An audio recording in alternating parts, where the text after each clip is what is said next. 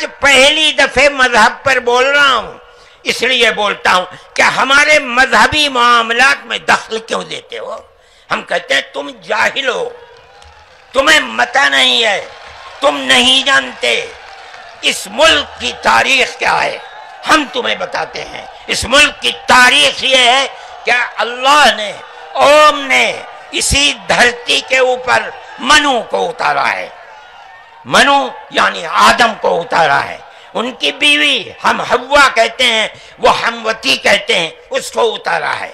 ہم اسی کے وہی ہمارے پوروج ہیں، سب کے پوروج ہیں، نبیوں کے پوروج ہیں، رسولوں کے پوروج ہیں، ہندوؤں کے پوروج ہیں، مسلمانوں کے پوروج ہیں، عیسائیوں کے، ساری دنیا کے ہم نے ان کے قدموں کے اوپر سر رکھا ہوا ہے۔